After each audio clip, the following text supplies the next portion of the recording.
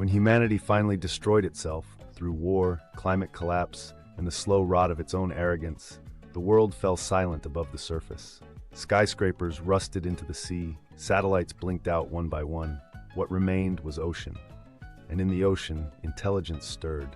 Octopuses had always been different. Solitary, shy, and short-lived, yes, but also problem solvers, escape artists, and tool users.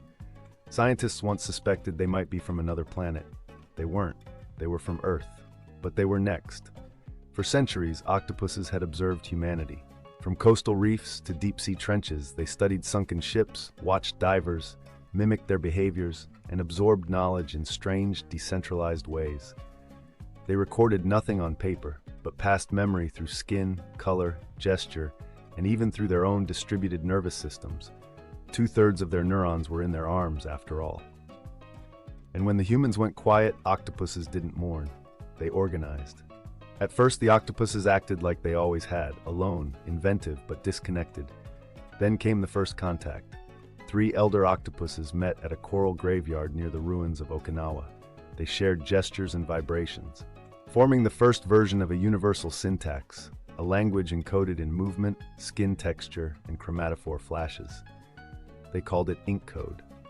Within years, octopus groups from all oceans had joined the Council of 8 Currents. They gathered at a central point in the Pacific Ocean, an underwater trench flanked by geothermal vents, and shielded from predators. There they began construction of the world's first non-human megacity, Octolantis. Octolantis was not made of concrete and steel, but of coral scaffolds, restructured kelp, whale bones, and translucent deep-sea glass. The octopuses trained electric eels to serve as generators and used cuttlefish to emit programmable light sequences. The city's communication system pulsed through bioluminescent canals, fiber-optic highways of living light. Its infrastructure combined biology and technology. Old sunken human satellites were dragged from the seafloor and turned into observation hubs.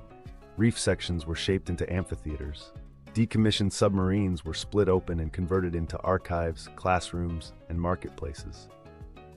The city was not static, it grew.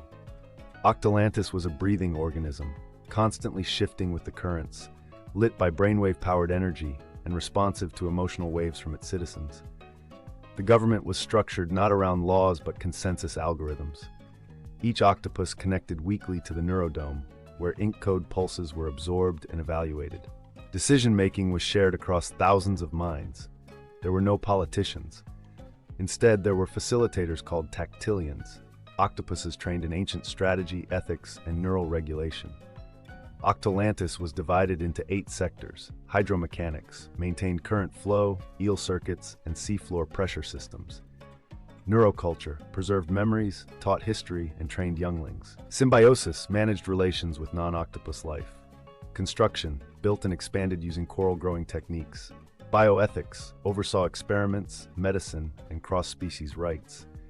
Entertainment and harmony created joy through games, music, and collective events. Memory archives recorded all neural patterns, events, and dreams. Exploration sent scouts beyond the trenches and into the unknown. Each sector had its own schools and hubs, and members rotated every few seasons to prevent entrenchment and stagnation. Octopuses could not build a world alone. They formed alliances with other marine species.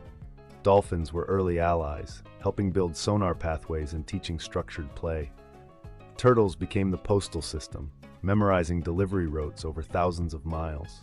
Shrimp served in repair crews. Crabs became architects, their exoskeletal memory ideal for geometric perfection. Predators like sharks were not enemies, they were partners in perimeter defense. The city had zones for each creature's comfort.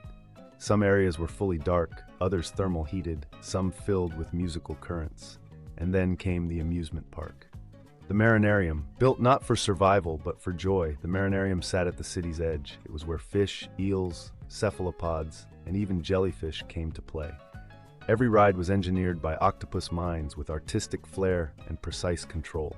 Ride 1, the Eel Strike Coaster, a high-speed roller coaster powered by electric eels. The track runs along a spine of whale bones and twists through air tunnels. Riders, a manta ray named Tylo who flips mid-ride, a band of clownfish siblings called the Bubbleheads, and Terry the tenacious tiger shark who pretends not to love it. Ride 2, the Jellyspin Carousel, a slow-spinning ride lit by jellyfish tentacles with shell-crafted sea creature seats. Riders, Mimi the mandarin fish who always picks the same seat, an octopus toddler trio called the Wrigglers, and Gus the grouper who brings snacks. Ride 3, the Coral Drop, a free-fall ride constructed from living coral towers that retract and launch. Riders, Sally the swordfish who screams every time, Rolo the ray who closes his eyes, and Pina the parrotfish who live streams the drop. Ride 4, Kraken's Eye Ferris wheel pods made from scallop shells with bubble glass windows that rotate gently and glow.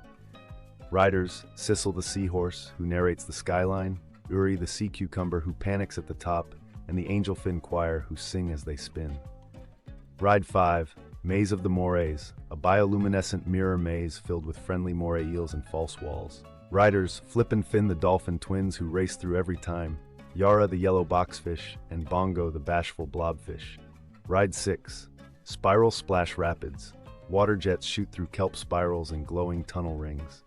Riders, a synchronized school of sardines, an enthusiastic hammerhead named Dirk, and Lala, the leafy sea dragon. Food vendors included squid offering ink-flavored slushies, crustacean vendors with roasted algae crisps, and floating bubble tea globes served by pufferfish who inflate when tipped.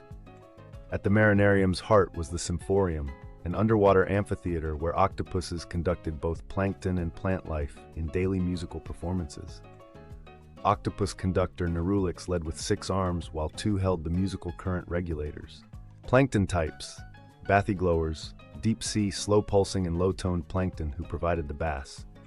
Microflorans, bioengineered photosynthetic plankton whose notes carried scent and tone. Swaylights, light-flickering midwater plankton who shimmered in sync with kelp rhythms. Singing plants.